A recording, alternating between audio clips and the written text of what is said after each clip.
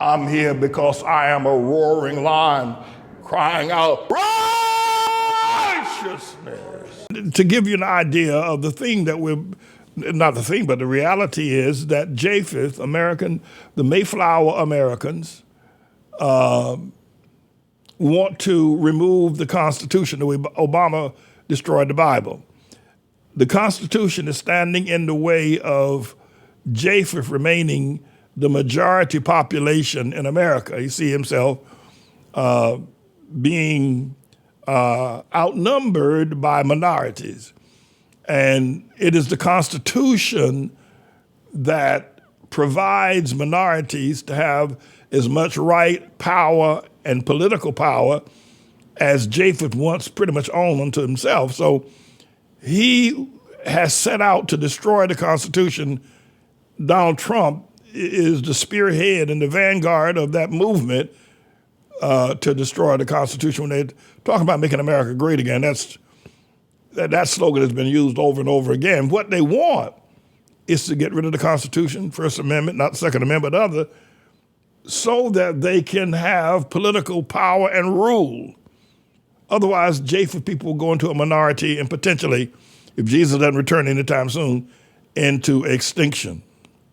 So you see it in the decision of the Southern Baptist Church with respect to the IV, if you will, in vitro fertilization act that they passed, opposed on yesterday. Their failure, they're also removing all women pastors and outside of and that's in the Southern Baptist. So it's a major movement to write a new constitution. They're willing to go through a period with a dictator called Donald Trump, and so that they can remain in majority power. And that's what's playing out in America. If they are successful, and I suspect that they will be, because Obama was successful in destroying the Bible.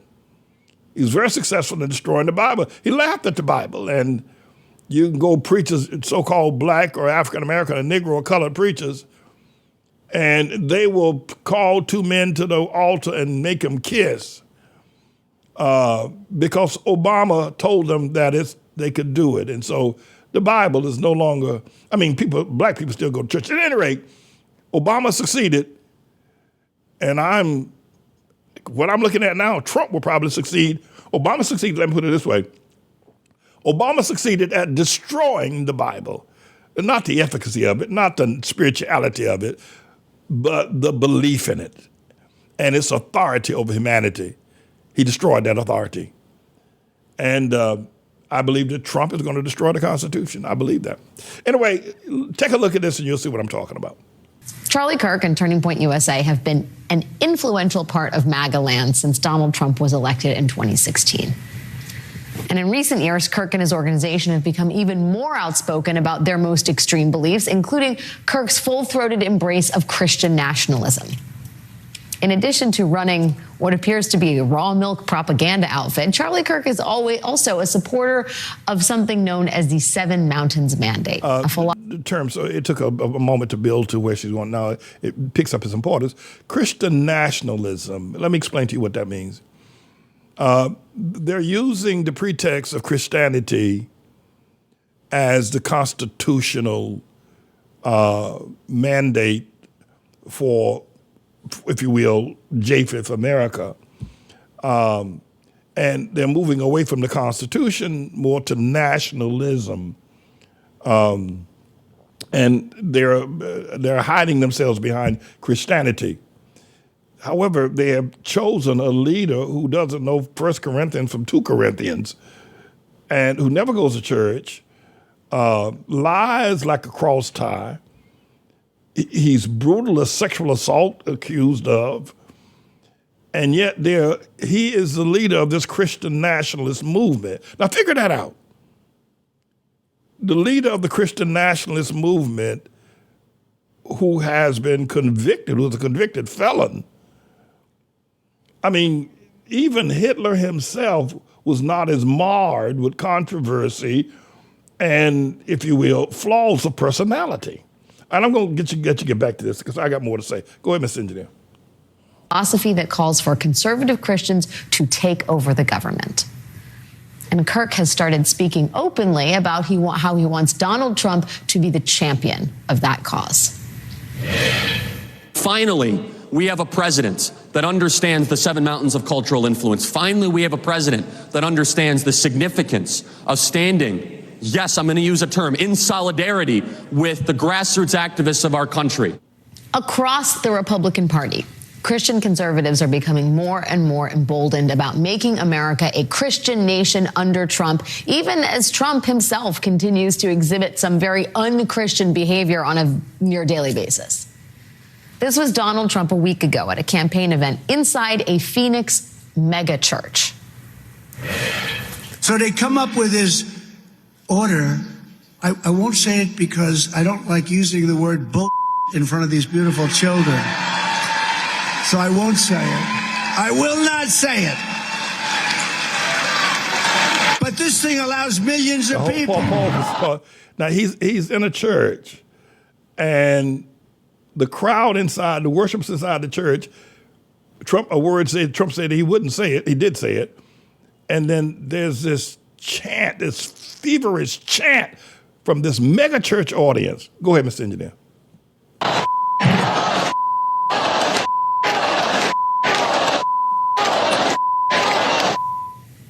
Donald Trump swearing in a house of God and then getting the crowd to swear with him in front of children.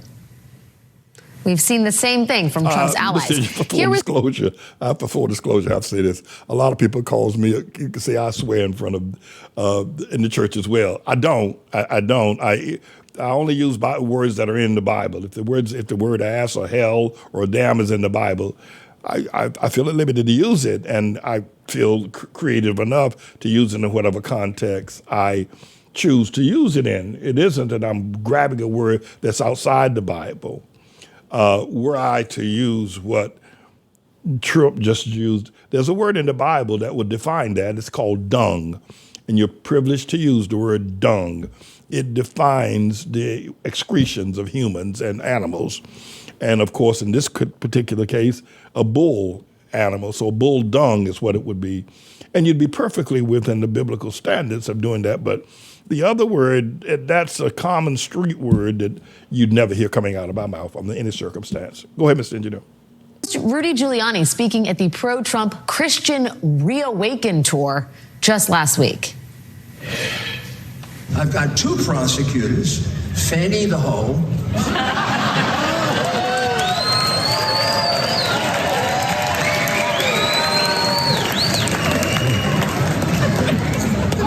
I'm sorry. Forney? What is Forney? Now, F-A-N-I is not Forney, and I'm not calling her Forney.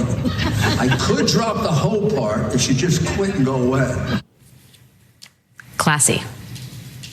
All of this is part of Trump's unspoken agreement with the Christian far right. They let Trump and his allies break the rules and be vulgar and be blasphemous with the expectation that Donald Trump and his allies will carry out their agenda to refashion American life according to their Christian values. May not be a bad bet either. Here was Trump just this week speaking to a conservative Christian organization that believes all abortion is, quote, child sacrifice. You're going to make a comeback like just about no other group. I know what's happening. I know where you're coming from and where you're going. And I'll be with you side by side. You're going to make a comeback and I'll be with you side by side. Even as Donald Trump refuses to give straight answers about where he stands on things like a national abortion ban or contraception, conservative Christian groups understand what Trump will do for them. I mean, it's not that much of a mystery. And part of their confidence here that an extreme Christian nationalist agenda is very much within their grasp, part of their confidence is because these groups don't have to rely on just Trump alone. They can count on Trump's most powerful ally in the fight for Christian dominion, the conservative majority on the United States Supreme Court. Just this week, we heard Supreme Court Justice Samuel Alito tell a progressive activist that he believes we need to return America to a place of godliness. As Elizabeth Dias and Lisa Lara write in a new analysis for the New York Times, while Justice Alito is hardly openly championing these views, he is embracing language and symbolism that line up with a much broader movement pushing back against the declining power of Christianity as a majority religion in America. The movement's rise has been evident across the country since Mr. Trump lost re-election in 2020. Justice Alito and his fellow conservative justices have already delivered for the Christian right with their Dobbs decision, striking down Roe v. Wade, and soon they will have a chance to do so again. The Supreme Court is about to rule on two major cases of considerable significance to the Christian right. One will determine whether access to the most common form of abortion in this country is significantly restricted or not. And another will determine whether doctors in emergency rooms can deny pregnant women medically necessary abortions. How the court rules on these issues could tell us just how much power the Christian nationalist movement has gained in this country and how close they are to victory. Well, the court just ruled today that Mephistophon, I think that's the proper way to pronounce it. If I'm chewing it up, please forgive me. The abortion pill it can remain on the shelves and can remain sold in America. So I'm not sure why they allowed that to take place. There must be something else up their sleeve. But just so we can be clear about what we can be clear about, the Christian right or the Christian nationalism it essentially saying to the Mayflower Americans that we're facing extinction. We're facing extinction by Latinos, by Asians, by, if you will, so-called black people. If they all unite, they can take away our rights. We find ourselves as a minority in the nation that our fathers founded. So my other concern is this: is that you would say, Pastor Manning, are you serious? They're really going to destroy the Constitution? Yeah, and you have to understand it from this perspective. Is the Constitution now is against them? Let's look at it from this perspective. Let's say, for instance, during the 1870s, when the civil rights laws were written, the state laws and federal laws of the Constitution were barred former slaves or black people or African American. It barred them from participation. It barred them from voting. Black people couldn't vote. It barred them from certain residencies, purchasing land, ownership, policies, and so forth and so on. A whole host of things. And so the civil rights movement or the civil rights legislation of the 1870s and following, actually as early as 1865, 1863, removed the laws within the Constitution. Now, the way they did it, they amended the Constitution rather than destroyed the Constitution. But effectively, it's the same thing, that the Constitution barred black people from participation in America, from voting. You heard me say, so I'm repeating myself. What the Christian nationalists are saying now, what Trump is leading as a movement disguised as Make America Great Again, is to attack the Constitution that gives these liberties. Many of them won in the civil rights movement. And now there are these liberties that people have, these minorities now have access to the presidency, they have access to the government, they have access to money, they have access to political power.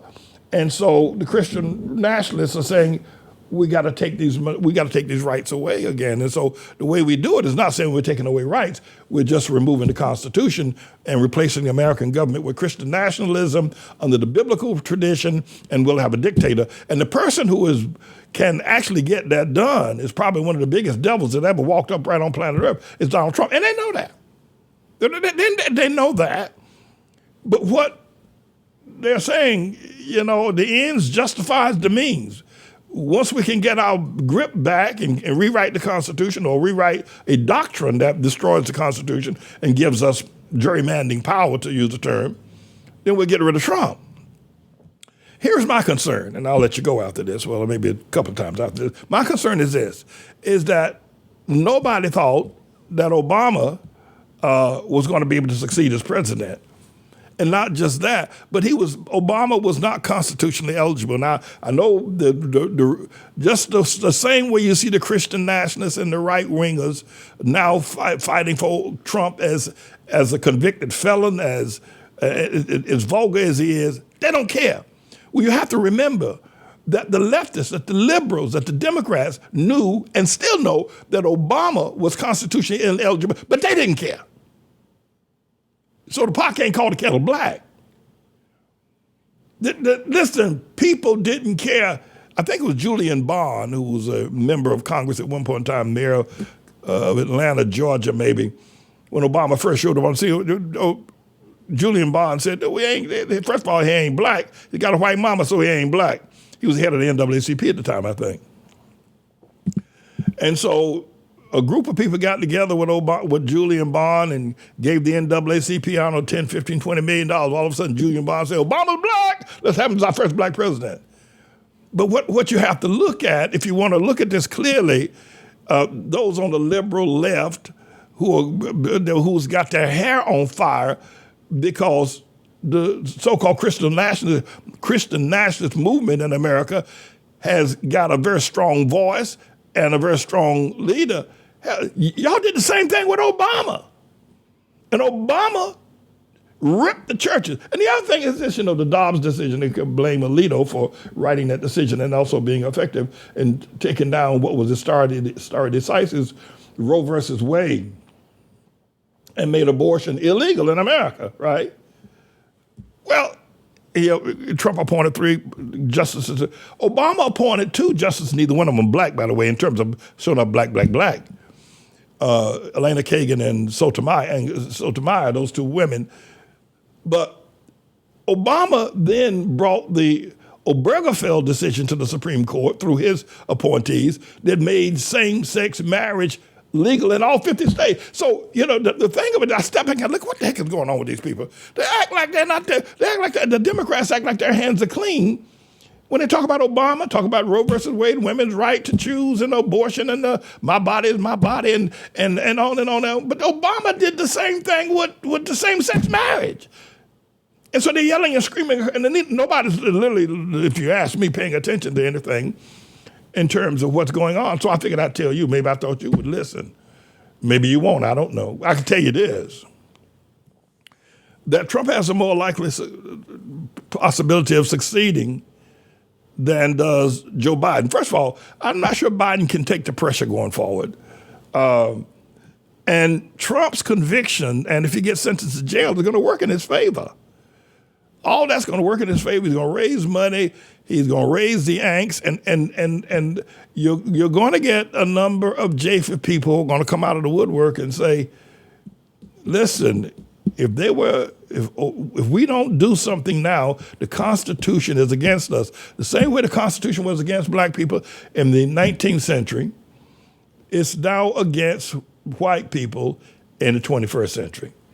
So that's my take on it. I want you to be that's a point of view. The reason why is that there's a whole nother there's another thing that's happening, and that's the return of the Lord Jesus Christ and the tribulation. And people are not willing to accept the tribulation teaching. They're not willing to accept the return of the Lord Jesus Christ. They're not willing to accept ATLAH. But these are the dynamics of what's happening, and it's set in motion, and nobody can stop it. It just cannot be stopped. So you can put that in your pipe and smoke it for what it's worth, but the Christian national movement has as its leader the most vulgar, lying, pathological sex freak that the world has ever produced. And the black religious group, church people, had as its leader, and still does, a pervert from way back when, godless, God-hating, so-called half-breed man that leads them. And the beat goes on. And truth is nowhere to be found. All right, well, listen, everybody. Thank you all for logging on. Again, I want to say that thank God for those of you who made the decision after our teaching about the cleansing and a number of things that we got right. But caught in that teaching was the fact that people have not been up front with their giving, with their tithes, their offering, their first fruit offerings, etc. And people are now beginning to respond, and that's a good thing. That's going to help us immensely. And so we're going to be giving away a whole lot of stuff, because once you give, you're obligated. Once you receive, you're obligated to give. And then the other thing is that, again, I want to warn everybody, because I see some very tumultuous times, no matter who wins the election or who doesn't win the election come November the 5th, I think it is. The times are going to be very, very tumultuous. Not to mention that I have several court cases that we're dealing with. So I'm going to tell you that I'm going to be taking some days off, even before the time of the so-called my going to the mountains. I'm going to take a trip out to the mountains and try to be with the Lord out there for the time being. So I thought it was important that we would run that past you and see exactly how that's going to shake out as far as you're concerned.